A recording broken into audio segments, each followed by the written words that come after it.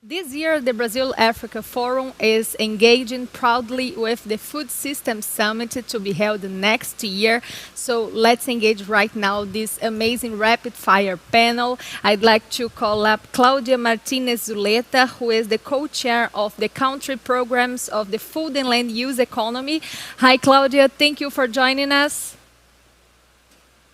Hi, very happy to be here. Thank you. The pleasure is ours. So I know that you are going to conduct a very amazing panel right now. So let's call up all the panelists because we have the presence of Dr. Agnes Kalibata. It is an honor to have her here and all the other panelists to join this amazing moment. Please, Claudia, feel free to conduct this special moment regarding food systems right now. Thank you so much. I'm thrilled to be here. Carolyn, we're, as you say, thinking of ways to transform food systems into powerful engines of growth and recovery. We're facing this pandemic, but we know there are ways to go forward. So I would like to start this panel by asking Dr. Fabrice DeClerck if he can tell us what is the relationship between food consumption and dietary health and the impact of COVID-19, and how do we take these lessons to build back better? Dr. Fabrice, the floor is yours. Thank you, Claudia. Forum Brazil Africa, can you hear me okay? Fantastic. It's a pleasure to be with you all today. So I think, as the video highlighted, we're finding that we're learning critical lessons from COVID, particularly in terms of food consumption and health. We realized pre-COVID that dietary health has become the primary driver of premature mortality globally. That is, food, which should be our primary source of subsistence health, has become, I think, one of our greatest risk factors. COVID has only amplified that. 11 million premature deaths per year pre-COVID. Those who are struggling with dietary health have become some of the highest risk individuals for severe cases of COVID or mortality due to COVID. This really raised an important question to many of us, and that is, we're now caught where we're forced to treat the COVID with economic shutdowns, closing down borders, staying at home. What would have happened if we had tackled dietary health a decade ago? What would have happened if we had reduced that risk a decade ago and made society more resilient by greater investment in dietary health? We assume, or we think, that this would have greatly reduced the impact that COVID is now having on us. As an environmental scientist, my biggest concern when I look across the world is that we are in the middle of, yes, a COVID pandemic. We are also in a non-communicable disease pandemic where obesity, overweight, malnutrition, poor nutrition continue to be at epidemic proportions, but we don't talk about them the same way that we do about COVID. And on the environmental side, we see this climate challenge looming in front of us, an environmental pandemic, which we're not taking nearly seriously enough. So my hope, and what I would urge this group to really think about, is can we take the lessons from COVID in terms of now being forced to work on treatment, to rethink how we could be better at prevention? Can we rebuild resilient societies by embedding dietary health into our actions, by repurposing food production to produce those foods which would improve our health, and rewarding farmers for the work that they're critically doing in producing those healthy foods, as well as producing environmental benefits? And I think this is the key lesson that we need to take home from this crisis. Absolutely, absolutely, Fabrice. Really, it takes sort of a pandemic for us to sit, and think and rethink how we're eating, how we're consuming our food, how we're producing our food. And I would like then to go with Divine, asking him how has COVID-19 impacted production? Because if we don't produce healthy food, we're going to have unhealthy people. So how has COVID-19 impacted production, and how the summit can help make more climate and economic resilience?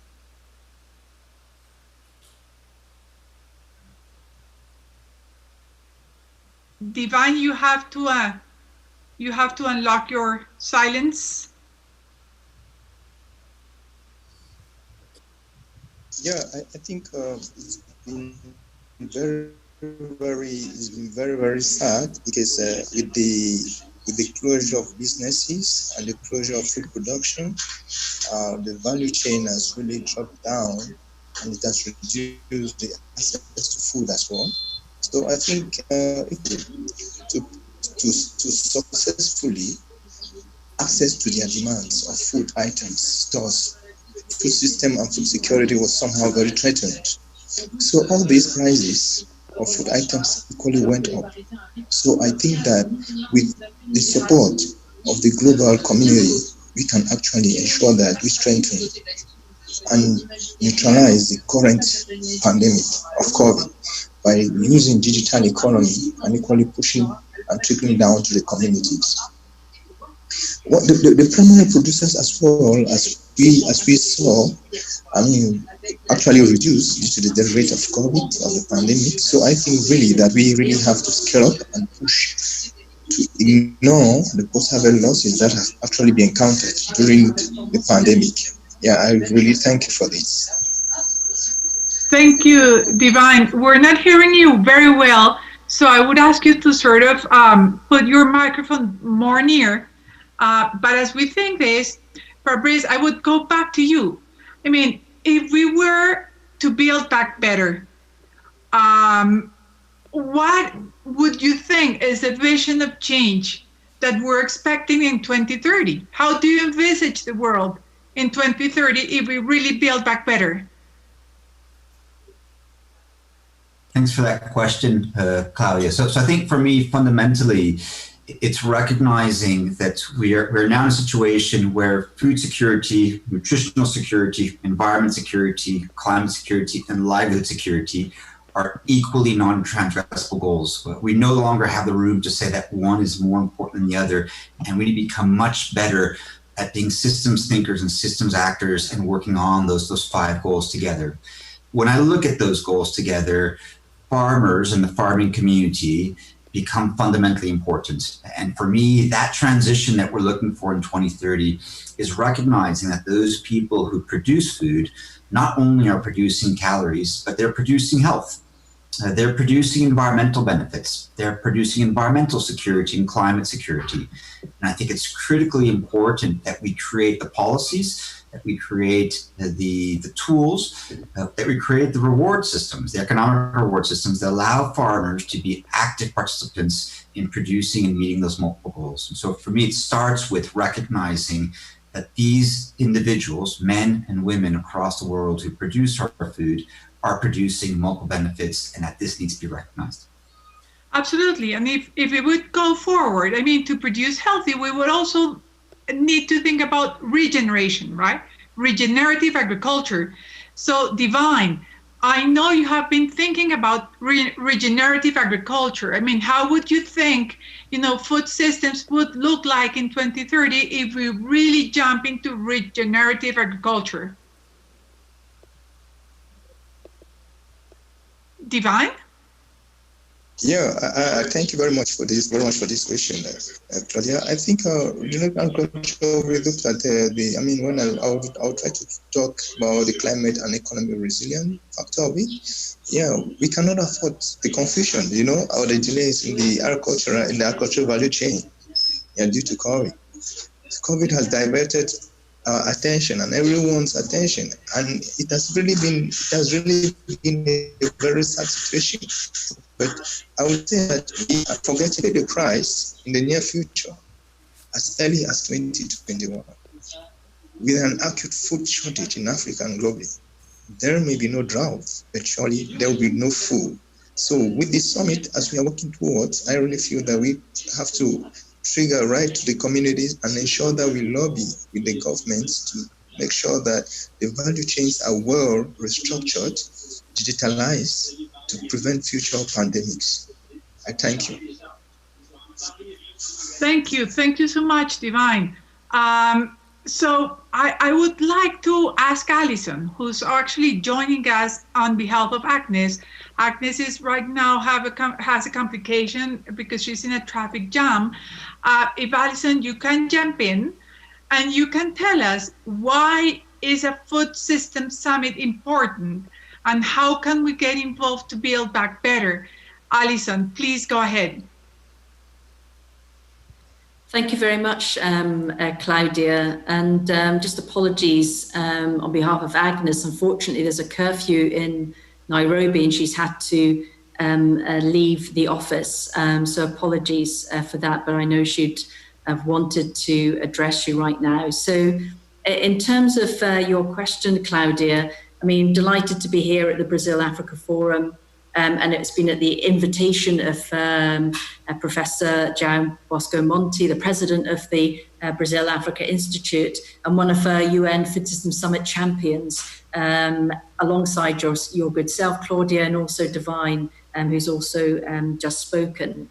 And now, last year, the Secretary General called the Food System Summit and really an engagement process to unleash the power, if you like, of food to deliver on progress across all 17 of the UN Sustainable Development Goals. We've now announced, or the Secretary General has now announced that the summit's going to take place in September in 2021 in New York, and there will be a very important pre-summit in Rome during the summit in the lead up to that summit. I mean, what we want to really try and do is make this a people's summit, to be a slightly different summit from your usual UN summit, and really engage people, the diversity of people in society. So engage consumers, youth, farmers, scientists, and business leaders, as well as government, to really identify the most powerful ways that we can build back better and really recover from this COVID-19 pandemic. But above all, the summit is really a solution summit. And it's great that there are many sort of governments and private sector and others involved in this audience who are very much all about solutions. And we see this summit as really an accelerator to build back better.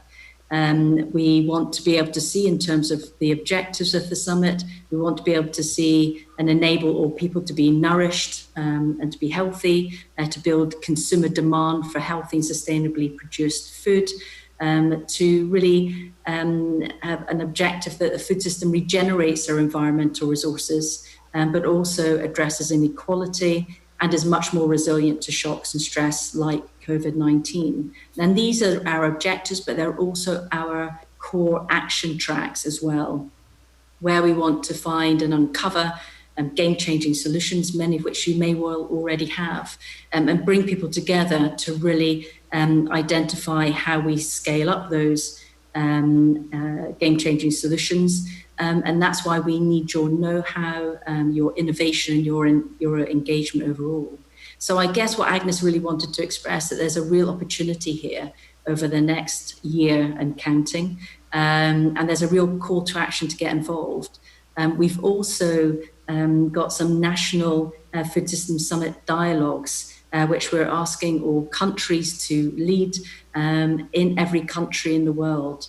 We will also be launching this month some independent, almost whole of society type food system summit dialogues as well, where everyone can get involved, express their views, and really bring forward solutions. So in essence, we really would like people to come together to transform food systems and really build a world where there is no one with hunger, no one is poor, and no one is left behind.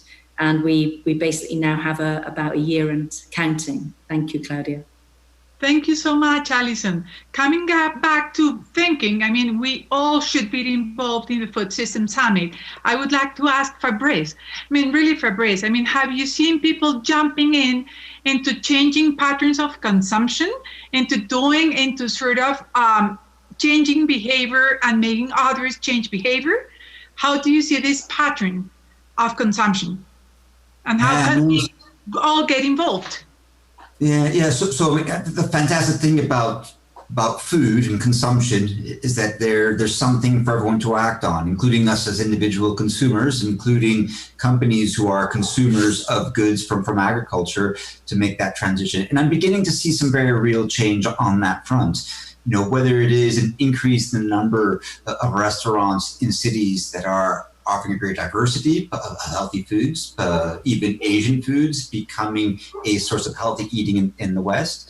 And I think also great transitions in how we source foods. I think COVID has shown us that local is something that's important for particularly fresh produce, but a combination of being able to access global foods builds resilience.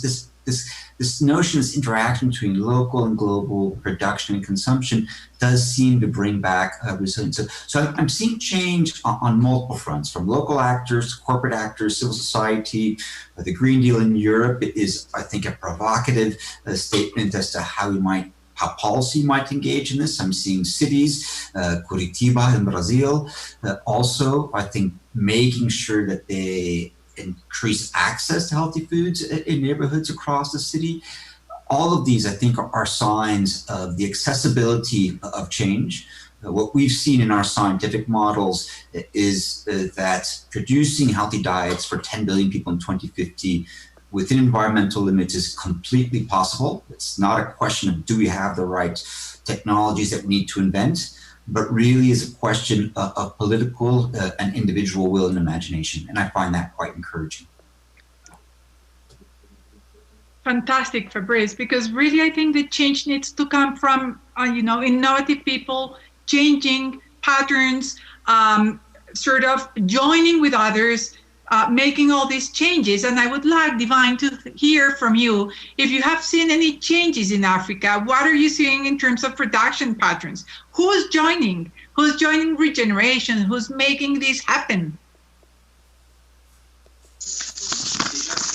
Yeah, Claudia, I think you're making a lot of sense in that. The changes are really we try to see young people proud to them now very much engaged in the agricultural sector, because we looked at it, they're not looking at it as a business. So I feel that young people being the leaders of today and tomorrow and the energy to this summit as well, gonna give a strong and really strong and effective efforts to make sure that we change the paradigm of food systems and ensure that the food systems these days are going to be very, very nutritious and affordable.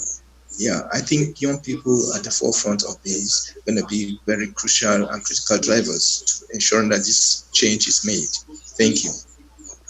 Thank you so much, Divine. I would like to turn to Caroline. Caroline, is there any questions from the panel that we could respond?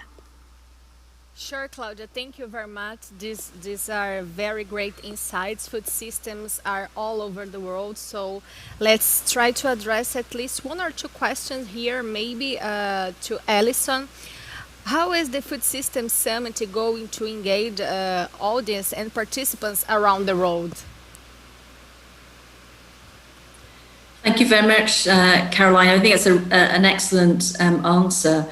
I think there are a number of different opportunities. One is through the independent dialogues that I've talked about, which anyone will be able to almost download from the Summit Dialogue Gateway, and they'll be available later on this month. You would submit them into a common template, and that would be fed into the actual process of the summit. You can also get engaged by joining the Food System Heroes, which again, you can go onto a website and be able to log in there and join, and you'll receive information about the summit and really be part of that sort of public mobilization as well. We will also have an online platform which will be coming in and as part of a phased approach to really bring these society conversations and dialogues to life. So there are a number of different ways that society at large can get involved, because we want this to be a whole society conversation and action on food systems. Thank you very much, Alison. And I have to say that this is just a warm-up. Unfortunately, we don't have this much time to try to address the questions, but I think the message has been settled. So I thank you very much you all for having been joining us here at the Brazil-Africa Forum. It was our pleasure. The Brazil-Africa Institute is part of this network, this amazing network of the food systems champion. So thank you very much for joining us today. Thank you, Claudia, Fabrice, Divine, and Alison. Thank you, Caroline. Obrigado. Good luck. Obrigado. Obrigada, muito obrigada. Até mais.